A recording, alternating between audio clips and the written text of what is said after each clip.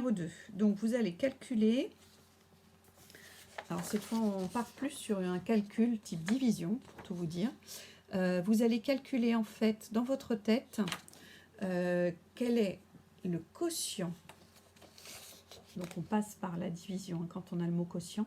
Quel est le quotient donc, du numérateur 37 quand il est divisé par le dénominateur 7. Donc 37 divisé par 7, on est en train de diviser, partager hein, par 7, c'est égal à 5, parce que vous avez bien en tête votre table de 5 ou de 7, donc plutôt de 5 là, de 7, puisqu'on est en train de travailler sur cette opération là. Donc 7, vous le passez en revue, 7 fois, on l'a déjà fait tout à l'heure, hein, finalement on utilise un peu les mêmes méthodes. Hein. Donc on avait vu que 7 fois 3 égale 21, 7 fois 4 égale 28, et là on a bien 7 fois 5 égale 35.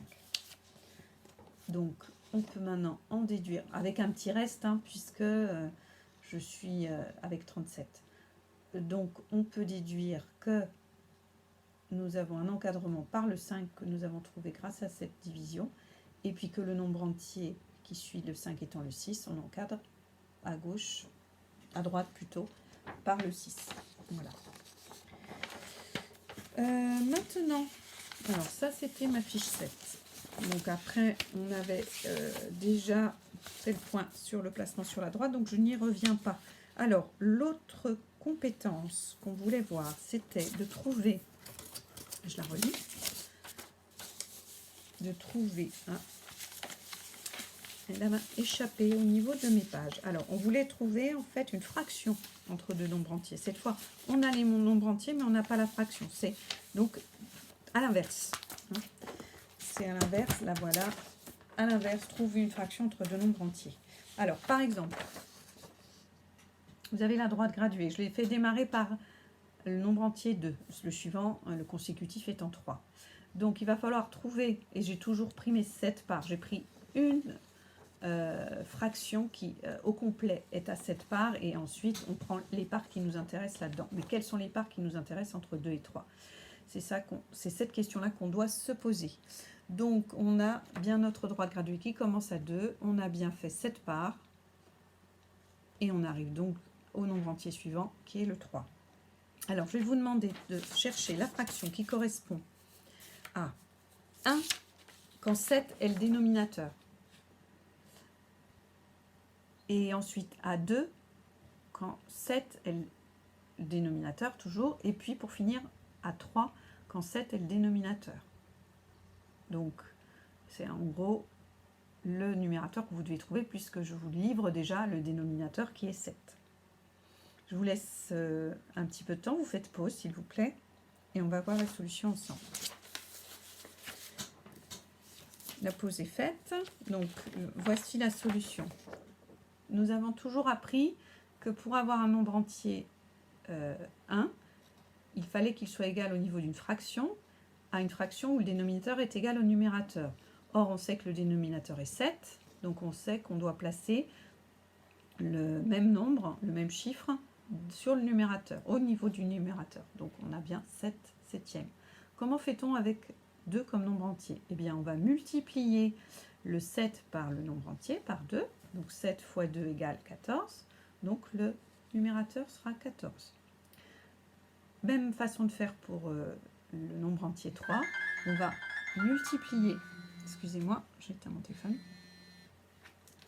On va multiplier 3 par 7, ce qui va nous donner comme résultat 21.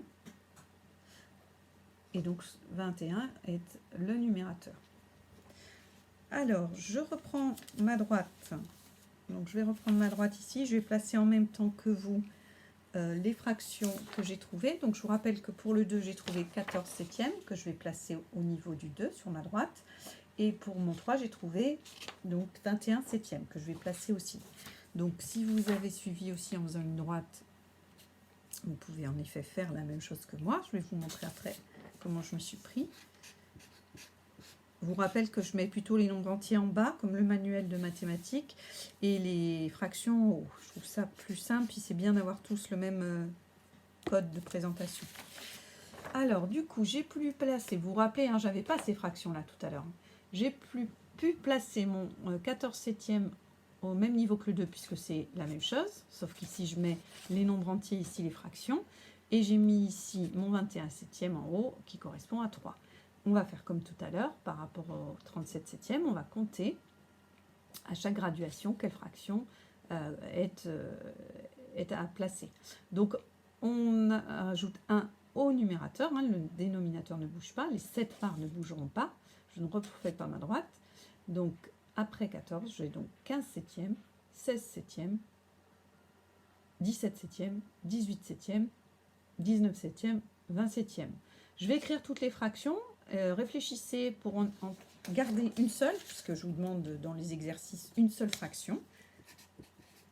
Je vous laisse le temps de réfléchir pendant que je mets mes fractions possibles, sans faire d'erreur de copie, sur ma droite.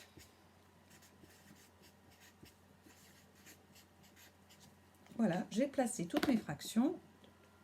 Ça me laisse 6 possibilités de réponse.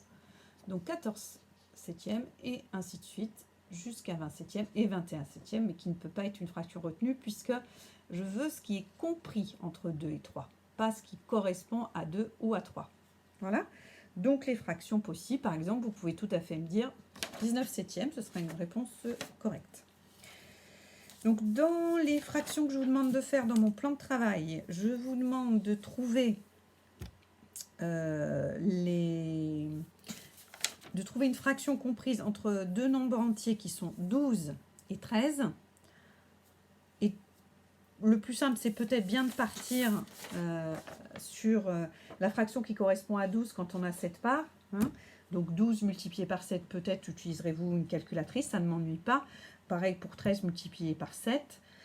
Et l'autre fraction que vous devez trouver, c'est entre 40 et 41. Donc là non plus, n'hésitez pas à prendre une calculatrice si vous partez bien sur cette droite-là. Hein. Donc les nombres entiers qu'on va avoir, ça va être 12 ici et 13 ici. Il faut que vous trouviez les fractions qui correspondent à ce qu'il y a entre 12 et 13. Et l'exercice suivant, c'est au lieu de 2 et au lieu de 3, on va avoir 40 ici et 41 ici. Voilà. Et j'ai mis aussi des problèmes à faire, mais des problèmes où un dessin suffira à résoudre le problème, puisque nous sommes dans des problèmes avec des tablettes de chocolat. Hein. Quel hasard! Et nous sommes sur un problème avec un pan de mur divisé en 5 portions. Donc vraiment dessiner, colorier, et vous allez voir, ça va tout seul, c'est très simple si vous partez sur le principe que vous dessinez, que vous coloriez. Voilà, bon, donc pour résumer, nous avons revu aujourd'hui comment on encadrait une fraction par deux nombres entiers consécutifs, et dans l'autre sens, comment est-ce qu'on pouvait trouver une fraction entre deux nombres entiers consécutifs qui vous sont donnés. Voilà, moi j'espère que ça va vous aider, et on va passer ensuite aux polygones. C'est pour ça que j'ai aussi commencé à faire le travail sur les polygones, puisque nous devons faire un petit peu de géométrie. Après, nous reviendrons sans doute au calcul sous la forme d'un travail sur les divisions, puisque là, nous commençons à les aborder avec les fractions. Je vous laisse, j'ai parlé très longtemps. Je vous souhaite une bonne fin d'après-midi. Merci, au revoir.